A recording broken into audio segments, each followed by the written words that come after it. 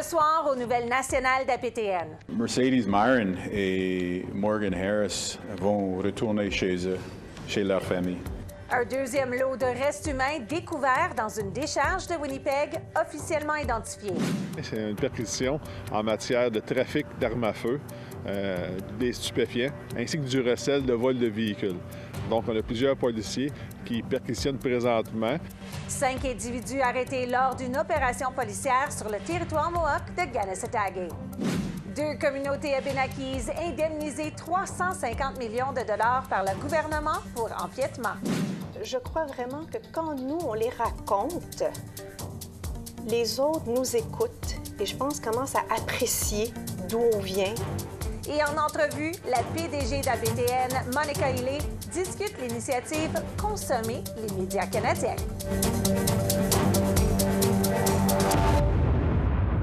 Tunusugiti, bonjour, je m'appelle Kim Sullivan. Je vous souhaite la bienvenue aux nouvelles nationales d'APTN. Un deuxième lot de restes humains découvert fin février dans une décharge de Winnipeg a été officiellement identifié comme appartenant à Mercedes Myron. Elle et Morgan Harris, dont les restes ont été retrouvés et identifiés au début du mois, étaient les victimes d'un tueur en série qui s'en prenait aux femmes autochtones. Robbie Burden présente un reportage de Sav Jonza. Myron, 26 ans, et Harris, 39 ans, membres de la Première Nation de Long Plain, sont 2 des 4 victimes confirmées d'un tueur en série condamné à Winnipeg. Elles ont été assassinées entre le mois de mars et de mai 2022. Mercedes Myron et Morgan Harris vont retourner chez eux, chez leur famille. Et pour moi, ça signifie quelque chose de très important, c'est-à-dire que le Manitoba et puis le Canada ont, peut-être avec beaucoup de défis, ont fait de bonnes choses pour ces familles. Les restes d'une autre victime, Rebecca Comtois, ont été retrouvés en juin 2022 dans la décharge de Brady Road à Winnipeg. Les chercheurs n'ont toujours pas trouvé les restes d'une 4e victime, dont l'identité est inconnue, mais qui est surnommée Mashcode Bizikwe, ou femme buffle, par la communauté autochtone. En décembre 2022, le service de police de Winnipeg a révélé sa conviction selon laquelle les ossements de Harris et Myron seraient situés en l'enfouissement. Cependant, évoquant les risques pour la santé liés à l'amiante, ils ont refusé d'entreprendre des recherches. Le précédent gouvernement provincial du Manitoba s'y opposait pour la même raison. Pendant tout ce temps, les familles des femmes et leur communauté ont plaidé sans relâche en faveur des recherches. We're not asking, we are telling you that this needs to be done. You will search the landfill, and if you will not, you will hand me the shovel and you will hand me the hazmat suits myself, and our community will go in there and retrieve our woman. Après l'élection du nouveau Parti démocratique du premier ministre Wab Kinew, les recherches physiques dans la décharge ont commencé en décembre dernier. Il a fallu environ 3 mois pour retrouver les 2 femmes. Dans un message posté sur Facebook, la fille de Morgan Harris, elle, affirme que la douleur n'était pas nécessaire pour les familles. Il n'était absolument pas nécessaire d'infliger tous ces traumatismes, de s'épuiser, de se battre et d'implorer constamment le retour de ma mère et de Mercedes à la maison. Nous n'aurions pas eu à endurer toutes ces souffrances si nous avions écouté dès le départ, au lieu de nous démolir à chaque étape et à chaque seconde. Le premier ministre du Manitoba, Wab Kinew, affirme que les recherches se poursuivent et que des restes humains et d'autres éléments importants continuent d'être trouvés. La fouille du dépotoir continue aujourd'hui à cause du fait qu'on continue de trouver des choses importantes. Alors, ça se peut dans une semaine ou 2, quelques semaines peut-être, qu'on prendra une décision vers l'avenir de cette fouille. Mais pour aujourd'hui, ça continue. Et puis, toutes mes pensées et mes prières sont avec la famille de Mercedes Myron et puis, comme toujours, la famille de Morgan Harris. Un reportage de Sav Jonza, Nouvelle nationale d'APTN, Winnipeg. Une opération policière a eu lieu tôt dans la matinée de mardi sur le territoire Mohawk de Kanesatake. La SQ a déclaré qu'elle était là en matière de lutte contre le crime organisé, le trafic d'armes à feu illégales et de stupéfiants, ainsi que le recel de véhicules. J'étais sur les lieux et j'ai collaboré avec Savannah Craig pour ce reportage. Les perquisitions ont été menées par les policiers de l'équipe intégrée de lutte contre le trafic des armes à feu Montréal, coordonnée par la Sûreté du Québec. 2 résidences, situées au 1988 et 1990 Saint-Philémon, ont été visées par l'opération, ainsi que 2 véhicules. La SQ indique que l'enquête a commencé au cours de l'été 2024 et a donné lieu à plusieurs saisies d'armes, dont 9 armes d'épaule, ainsi que 3 véhicules volés, 6 000 pilules de méthamphétamine, 150 grammes de cocaïne, 1 livre de cannabis non autorisé et diverses munitions. Ça s'est bien déroulé jusqu'à présent. Au niveau de la population, on voulait passer un message aussi de la communauté, qu'on intervient dans la communauté. Oui, des fois, les enquêtes sont plus longues, il y a des choses qui sont plus complexes. Il faut s'assurer d'avoir tous les éléments afin d'intervenir. La SQ a arrêté 3 hommes et 2 femmes âgés de 31 à 47 ans. Le vice-chef par intérim de Kanesatake, Brent Etienne, a déclaré à APTN que le conseil de bande savait que la présence de la SQ mettait les membres de la communauté mal à l'aise, mais que cette descente ne visait que des individus spécifiques. We believe that these activities only serve to enrich organized crime and actively take away from the efforts of a great many of Kanesatake that are putting work in every single day to revitalize the culture and values of our community.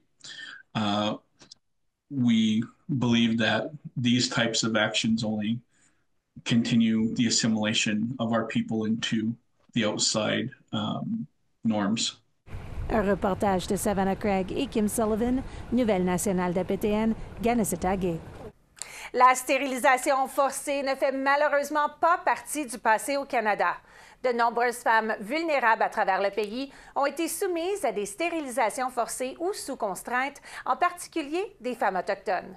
Le Cercle des survivantes pour la justice reproductive a récemment invité des survivants à participer à leur premier rassemblement national à Gatineau. Robbie Burton présente un reportage de Savannah Craig. Ce rassemblement a offert aux survivantes de stérilisation forcée l'opportunité de guérir collectivement, ce qui ne s'était jamais produit auparavant à l'échelle nationale. Kassenyokik est une Mohawk du clan des loups de 6 nations. Due à la honte, elle a passé beaucoup de temps isolée à traiter son expérience. I was 16 years old when the procedure happened during the delivery of my daughter, and I knew the procedure was happening, but I didn't have all of the proper information to be able to make an informed decision about my body and my long-term fertility. And so it took time to fully understand what was done to me. Elle espère que le Rassemblement national permettra aux survivantes de se réunir et de savoir qu'elles ne sont pas seules. The true numbers of survivors of forced and coerced sterilization in Canada is not known. Lors d'une conférence de presse tenue avant le Rassemblement national, le docteur Marlon Cook de la Nation Cree Mississippistick a raconté ce qu'elle a vécu en tant qu'infirmière dans le nord du Manitoba à la fin des années 1970. I often saw the physicians coming in and making the decision that somebody needed their tubes to be tied or sterilized, and I would question whether the patient is fully aware of what they are going into the surgery for. Cook se souvient que certaines patientes sont également fait poser des contraceptifs sans avoir été informées. I had one patient, she often wondered why she never got pregnant again, and I was doing a Pap test on her. She hadn't had one done in years, and she had an IUD in that she never knew was there. La sénatrice Yvonne Boyer a présenté un projet de loi d'initiative parlementaire S-250 qui est en cours d'examen au Parlement. Elle prévoit de sanctionner les personnes responsables de stérilisation forcée ou sous contrainte par une peine pouvant aller jusqu'aux 14 ans d'emprisonnement. Elle affirme que cela arrive à des personnes vulnérables dans tout le pays, y compris à des femmes autochtones. The numbers that we have counted up to this point are at least 12,000. For instance, in Igloolik, 26% of all the Inuit women were sterilized. Les efforts de Boyer ont été retardés par le fait que le Parlement a été prorogé, mais elle affirme que cette question sera sa priorité absolue lorsque le Parlement reprendra ses travaux. We have 4 or 5 class action lawsuits happening across the country. Malika Pop de la Première Nation de Fishing Lake, fait partie du recours collectif en Saskatchewan. The forced and coerced sterilization of Indigenous women is specific to genocide because it seemed to have, target on a marginalized group of Indigenous women who were vulnerable, exposed in their most vulnerable exposed state, labor. Un reportage de Savannah Craig, Nouvelle nationale d'OPTN, Gatineau. Après cette courte pause, Odanak et Wolinak reçoivent leur indemnisation de la part du gouvernement et 3 sœurs se rencontrent pour la première fois. Soyez là.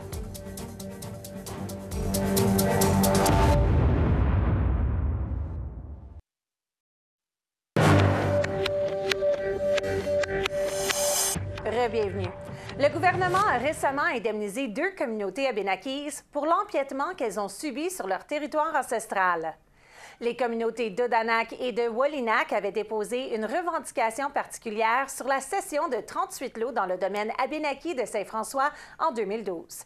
Cette revendication démontrait que jadis, leur territoire était beaucoup plus grand, mais qu'il avait été occupé sans droit dans les années 1700. Par exemple, le territoire de la Première Nation de Wolinak faisait auparavant 61 km², mais que depuis 1815, il s'est vu réduire à 0,75 km². Le gouvernement fédéral leur a accordé une somme à partager de 350 millions de dollars qui vient compenser les générations passées, présentes et futures. Wolinak s'est vu verser 150 millions de dollars de cette enveloppe et Odanak 200 millions de dollars. Aucune décision finale n'a été prise concernant la formule de gestion des fonds. Les conseils de bande des 2 communautés se disent en processus de consultation avec leurs membres et espèrent avoir un scénario élaboré et approuvé par la population pour l'utilisation des fonds d'ici la fin de l'été. Et maintenant, une histoire pour vous faire sourire. 3 demi-sœurs Inuvialuit se rencontrent pour la première fois après avoir grandi séparément à travers le Canada. Robbie Purdin présente un reportage de Bruce de la Cruz. Sandra Noel, résidente de Yellowknife, s'apprête à revoir ses 2 demi-sœurs après avoir grandi aux 2 extrémités du pays. Sandra a déjà rencontré sa sœur aînée, Charis, et sa sœur cadette, Emma, mais jamais en personne et en même temps. Car Charis vit à Montréal et Emma à Vancouver. Bientôt, elles seront toutes les 3 réunies pour la première fois.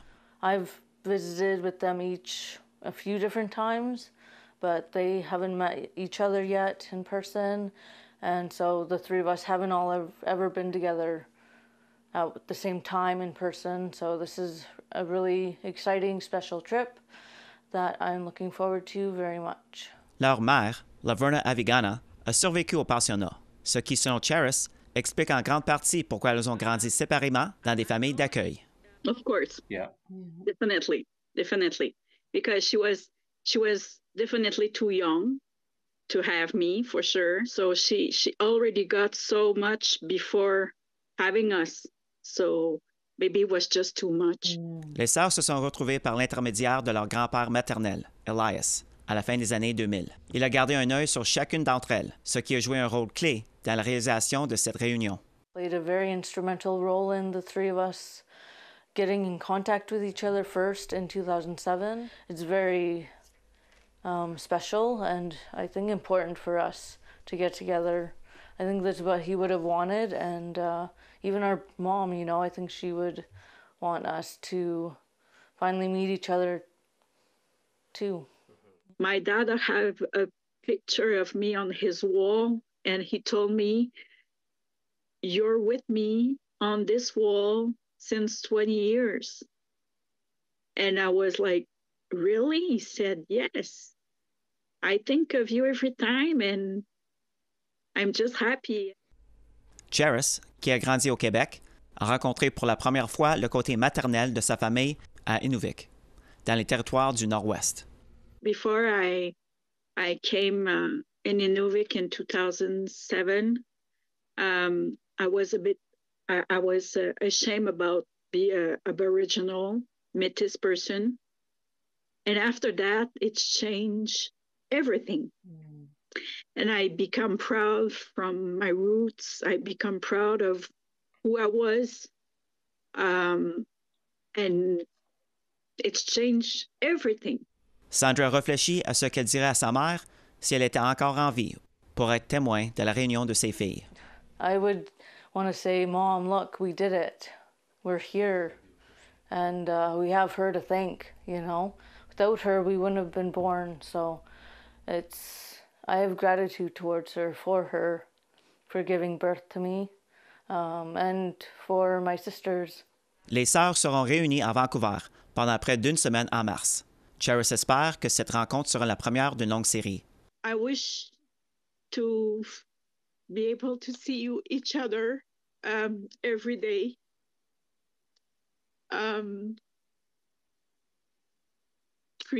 Three or four times a year. But I will take that what I have now, and I will cherish this moment for a long, long time.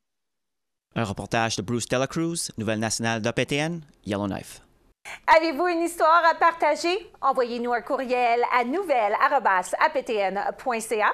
Pour regarder toutes nos histoires, vous pouvez aller à aptnnews.ca/nouvelles. Et n'oubliez pas que vous pouvez également nous trouver en ligne sur YouTube, Facebook, TikTok, Instagram et X. Suivez Nouvelles APTN pour participer à la conversation et voir nos dernières histoires. Vous pouvez aussi nous envoyer un courriel pour le calendrier communautaire. Et voici le calendrier communautaire de cette semaine qui met en lumière 2 matchs de hockey professionnel célébrant les cultures et les identités autochtones ce week-end à Montréal.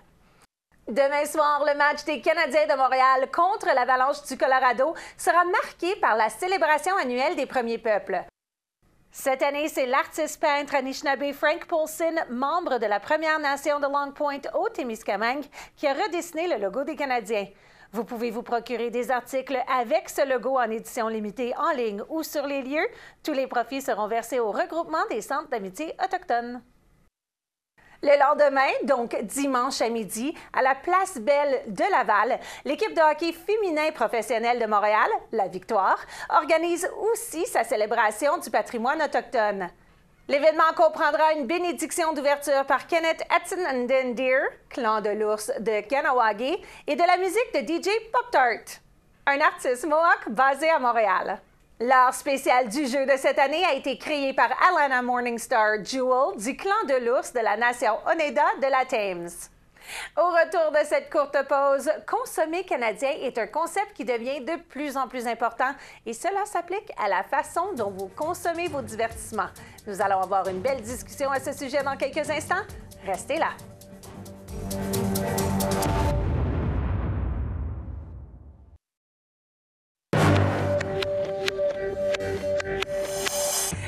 Bienvenue. Consommer canadien, c'est un acte pour lequel nous sommes maintenant très conscients. Mais saviez-vous que cela ne se limite pas seulement aux biens qu'on achète en magasin? Cela s'applique aussi à un autre bien que nous consommons, la télévision. Et nous avons avec nous sur ce sujet la PDG d'APTN, Monica Hillé. Bonjour! Bonjour, Kim. Premièrement, je dois vous féliciter. Vous avez récemment reçu la prestigieuse médaille du couronnement du roi Charles III, entre autres pour votre dévouement, je devrais dire, à la défense de la voix autochtone dans les médias. Félicitations. Merci beaucoup, Tseo Léoné. Pourquoi diriez-vous que c'est important que les voix autochtones se font représenter dans les médias? Oh mon Dieu, quelle grande question. Bien, c'est important parce que nous avons nos histoires à raconter. On doit prendre possession de notre parole. C'est à nous de décider ce qu'on veut partager. Et quand nous sommes à l'avant et nous partageons nos histoires, j'ose croire que maintenant, au lieu de parler de nous, on nous écoute. Et pour moi, ça fait une grande différence dans la communication. Pensez-vous qu'il y a aussi une grande partie où est-ce que c'est conserver et préserver la culture qu'on a en ce moment? Parce que ça a tellement été réduit, dilué dans les années que maintenant, les gens peuvent vraiment apprécier ce qu'on a à offrir côté culture. Mais on a tellement de belles cultures, de belles traditions. Et je crois vraiment que quand nous, on les raconte, les autres nous écoutent et je pense commencent à apprécier d'où on vient. Et au moment où il y a cette appréciation, bien, les préjugés et les stéréotypes, je pense, commencent à tomber. C'est là que l'écoute se fait. C'est là que l'écoute se fait, oui. Donc, il y a une initiative en ce moment qui est la raison pour laquelle je vous invite en studio, parce que j'aimerais en parler un petit peu plus. Ça s'appelle « Consommer canadien » ou plus précisément « Consommer les médias canadiens et les médias locaux. Il y a 46 signataires aux dernières nouvelles. APTN en fait partie. Pourquoi s'impliquer dans cette initiative? Bien, écoutez, à APTN, on est le premier diffuseur national autochtone au monde. C'est sûr que notre contenu, bien, plus de 80 % c'est du contenu qui est réalisé, produit par des créateurs d'Autochtones d'ici. Alors, nous, le contenu canadien ou le contenu qui est fait ici, bien, on le connaît bien et on en fait la promotion depuis plus de 25 ans à l'APTN. Alors, c'est quelque chose qui définitivement nous tient à cœur parce qu'on sait que raconter, encore une fois, nos histoires, ça fait partie un peu de notre processus de guérison. Et puis, ça nous permet, nous aussi, d'aller plus loin, c'est-à-dire prendre le devant de tout ça. Alors, le contenu canadien ou le contenu autochtone, c'est important parce que ça fait la promotion de notre identité, la promotion de nos langues et de nos cultures. Avec l'Internet, c'est tellement facile de consommer un peu de tout, on va se le dire. Mais il faut dire que quand on consomme un produit, on ne consomme pas juste le produit. On paye la paie de les caméramans, de les monteurs, de les éditeurs, de les rechercheurs, de tous les gens qui travaillent dans l'ombre de ce média-là. Et il faut se le dire, pour le média autochtone, bien, nos communautés sont loin. Aller faire un film dans le Nord, aller produire une production ou un documentaire dans nos communautés, ça coûte cher. Donc, nous supporter, c'est supporter notre économie. Exactement, une grande partie de notre économie. Et aussi, ça établit les ponts entre les communautés. Et ça, on l'oublie. Quand APTN a commencé, j'avais entendu parler d'aînés de différentes communautés qui voyaient d'autres aînés, d'autres histoires de d'autres communautés, et étaient en train de faire le lien.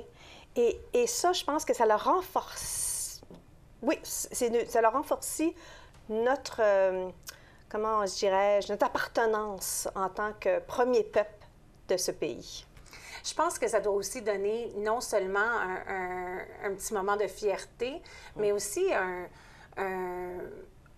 comme vous aviez dit, une genre de plateforme qui permet d'arrêter le jugement qu'on a envers, de permettre cette réconciliation-là qu'on parle tous depuis des années. Bien, c'est ça qu'on parle de réconciliation, bien, ça se fait pas tout seul, hein, ça se fait ensemble. Alors, si nous, on met nos histoires à l'avant, on a notre propre réseau de télévision, bien, c'est bien que les non-autochtones viennent sur notre plateforme pour nous entendre. Et quand on parle de consommer canadien, on va se le dire, il y a plusieurs de nos nations, de nos communautés qui, cette appartenance-là au Canada, cette affiliation-là, ils l'ont peut-être pas. Est-ce qu'eux, une initiative comme celle-ci, ils peuvent quand même embarquer dedans? Qu'est-ce qu'on leur dit? Bien, écoute, dans le cas d'APTN, nous autres, on parle de notre contenu autochtone. Alors, c'est sûr que nous, les barrières qui existent présentement, là, les frontières, ça n'existe pas pour nous parce que nos peuples ont toujours été à travers ce grand territoire. Mais je pense, dans le cas d'APTN, c'est de consommer du contenu autochtone propre d'ici. Et on se le dit, on veut être la voix de nos communautés. On veut que vous partagez vos histoires, on veut que vous veniez à nous. Donc, supporter ce média-là, ça veut dire juste supporter le peuple de notre pays. Exactement. Très bien dit, Kim. Bien, sur ce, on pourrait terminer l'émission. Ce que vous lisez, ce que vous écoutez, ce que vous regardez fait la différence. On supporte les médias canadiens, les médias autochtones canadiens. Et on vous remercie de nous supporter et d'être ici à nous écouter ce soir. Ceci conclut les nouvelles nationales de cette semaine. J'espère que vous allez être des nôtres la semaine prochaine. La Cournic, tout le monde. La Cournic, Monica. La Cournic.